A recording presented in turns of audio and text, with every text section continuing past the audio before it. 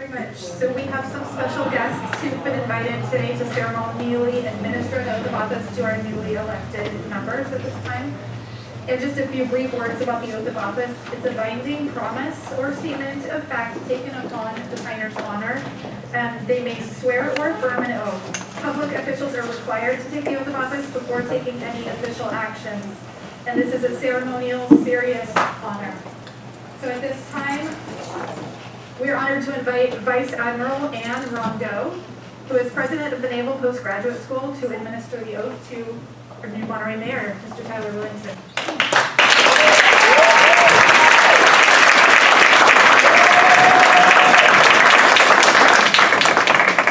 Prior to starting, I thought I would take, if you wouldn't mind, Mr. Mayor, soon. You're my boss. So. Yeah. Tyler will all your boss. Okay, the city of Monterey. It is wonderful to be able to have this privilege and honor. The United States Navy and the military have been such a part of Monterey for so long. I remember that Clyde was at my my own inauguration as president of NPS, and that just goes back to the history of us. I've had the privilege of being in city halls around the country as a base commander, as an installation commander, and each time our contacts as a military with the citizenry with whom we live, with whom we cry, laugh, live, and enjoy life is really important for all of us. So this is a privilege to be here with the great city of Monterey, fabulous city, and now this honor being with Tyler and with you is on behalf of all of us who just enjoy and treasure this great city. So Tyler, we're going to go ahead and do this. I kind of feel like I should be in a rock band or something. Okay. This is very similar to a military oath. It's an oath that every president of the United States takes relative to where he or she is, and that all public servants take. It's very similar. And as we listen to it, think about the commitment. Oath is a promise. It's a covenant that service and obligation. And so these words are really important, and when a person internalizes them, they realize how easy it is to serve, because it's the integrity of that sense of service that touches our hearts.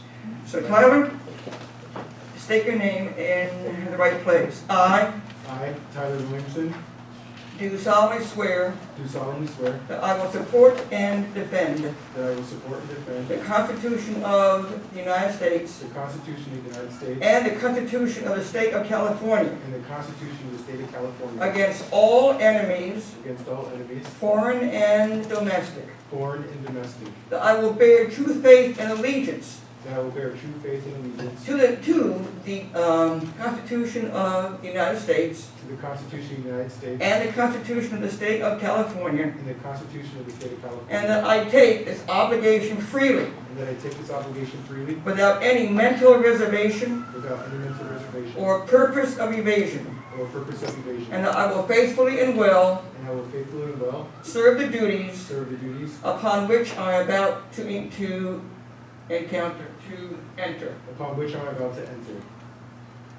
Tyler, it's great to have you as a mayor of Monterey.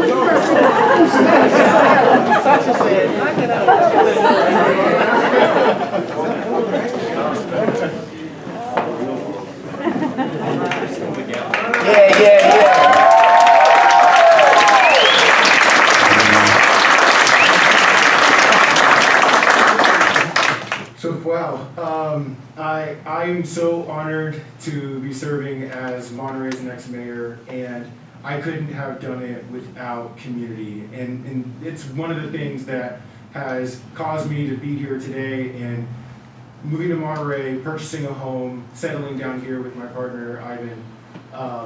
it's that sense of community. And I felt very welcome moving in here and developing the relationships. Mayor Clyde spoke about that earlier in his departing speech about the need for the community and how important that is. And so I'm super excited to get our sleeves rolled up here and get to work with this new council. And so I just will quickly speak to some of those things, and I know that a lot of you have been following this, and I promise I won't be long-winded here, but housing is so important. And I know it can seem like a talking point, and it can seem like it's an issue that you can try to bring up to make folks happy about addressing an issue that might be important to them. I know that housing is hard and it's complex, and I don't think that we're going to solve it over the next 2 years. But not doing anything at all is not a solution, I think, for this council. And so I'm excited to work with my colleagues, but it's not just about us. It's about the community engaging with us and having a conversation about what that looks like for the city of Monterey. So I'm excited to focus on the issue of housing, but very much connected to that, of course, is water. And us as a city in Monterey, we don't have direct control over those things, but we can have the leadership to help work with our regional partners on addressing those issues and making sure that we're solving that, because we're not going to be able to solve the housing issue without it. And the last piece that I will speak to is transparency and public engagement. I just spoke to this when I was talking about the housing piece, but a lot of you were here because you supported me in my bid for mayor. But your work doesn't end here either. I need you all to show up and be present and bring your friends with you, because we need to hear from you. We can't just sit in a silo up here and try to get things done. These issues are going to be hard and complex. And at this point, I'll even speak to the people that didn't support me for this election. I'm not here just because of the folks that supported me, but I'm here because of the election process and the democratic process that we have. I am here to be a mayor for everybody in the city of Monterey, and I want to hear from you as well. So I hope that we can take this opportunity to engage in a public dialogue about practicing this democratic process that we have, and really finding those systemic barriers that exist that prevent groups of people within our community from wanting to come out and share their voice in the first place, or being unable to share their voice in the first place. So, again, I promise I won't go long on the issues, but just kind of wanted to highlight those quickly, and I wanted to wrap up by giving thank yous to all of my supporters. Thank you all so much for everything that you've done, from door knocking to hosting meet and greets and fundraisers, to tabling and registering voters, to doing a car parade around downtown. Every single little thing, whether it's putting a stamp on an envelope, every little bit counts. And I just am so honored to have had the support.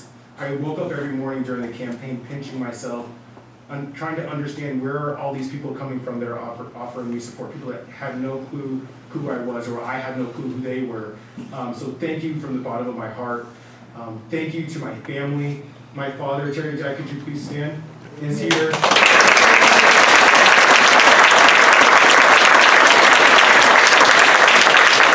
My mom, Sandy, is here. Mom,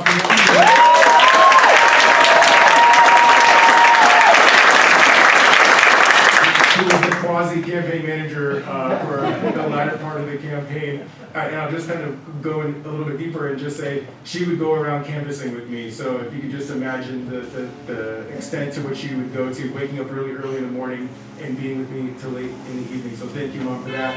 And then my brother Ryan is also here, and he's been a wonderful support as well. So Ryan,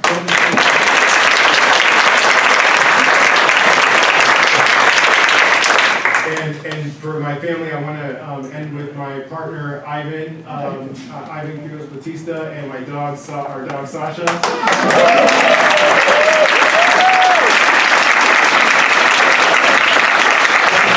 couldn't have said it better, that you have to have that support at home whether it's saying, hey, you're doing a good job, or helping us get back on the right track. And I just appreciate you, Ivan, for being so authentic and real and so supportive of me and patient as I'm running around with a very thin schedule. So thank you so much. And then I want to thank my colleagues, old and new. I want to thank our previous council member, Dan Albert, for running a very good campaign. I think it created a really good dialogue within our community that doesn't end here, but I appreciate him for the service over the last 4 years with me on the council and going through this campaign. His family's long history of public service, it really just humbles me greater because I recognize how important the work is that him and his family have done in the community. So it's just been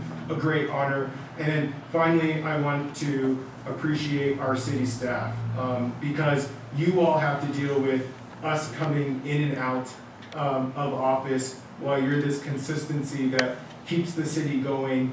A lot of people will come to me and at MPS and I'm at work and people are like, oh, so when are you leaving MPS? And I said, no, I'm not leaving. This is a part-time position. Because I think people have this idea that we do a lot more than what we really do. And not to discount the work that we do, I think the decisions, the policy decisions that we make are really important, but we couldn't do it without city staff. So Hans, I look forward to working with you. Chrissy, I look forward to continuing our work together, and all of our city staff. That's technology for you. All of our city staff, and Hans, you taught me not to do this, but I do have one more thank you that I want to give, which is to all of our partners in the city. So the business community, I look forward to continuing our partnerships as we move forward in our military installation. So, ma'am, thank you so much for doing my swearing in. And as much as I respect you and the work that you've done at the Naval Postgraduate School, I think there's higher symbolism in regards to the need for us to continue to foster those relationships with our military installations within our community, which really is what brought me here. And a lot of the relationships that are developed and a lot of people that live here. So anyways, I'll stop talking. Thank you all so much for being here, and I love you all. Thank you.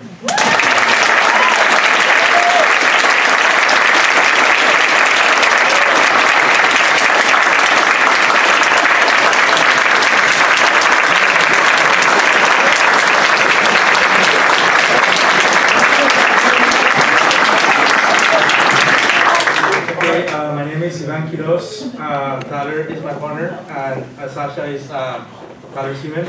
The reason I want to address you guys is just to thank you for all the support that you've been providing. You provide Tyler throughout this campaign.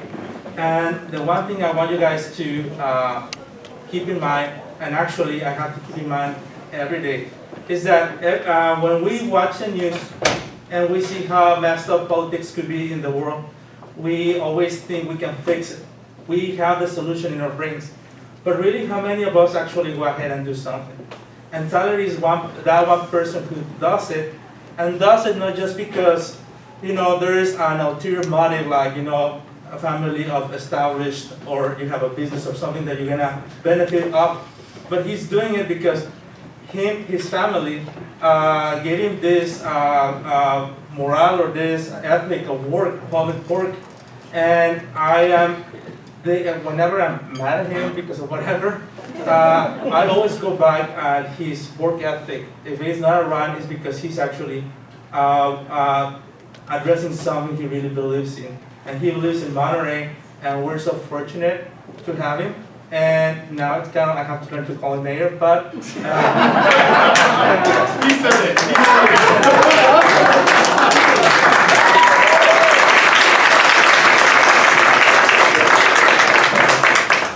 Hello, y'all. Hey, Ryan. I'm not that great at public speaking, but I just want to say that being the youngest of the bunch, I mostly support my brother Tyler, and it hasn't been easy for him.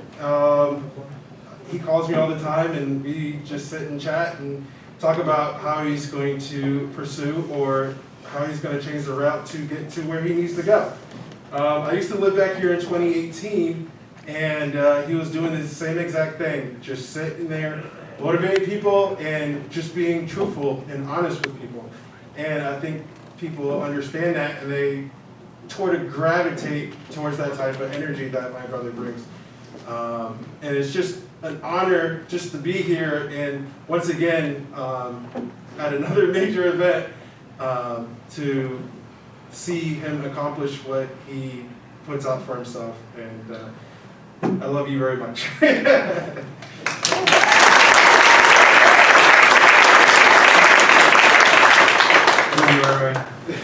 Tyller Williamson is Tyler's dad. Real quick, when he was going to school, I always told him, make sure you eat something before every test, because you can't study when you got rum bellies. So that was one thing I always told Tyler, make sure you eat before every test. And then another thing is that when Tyler makes a plan for something, it hands out ROTC, Navy Academy, councilman, mayor. And the other day I was talking to him, he said, Dad, I'm not finished yet. And that brought tears to my eyes. I know Tyler said something to him in his heart, he will do it. And the next thing is the sky the limit.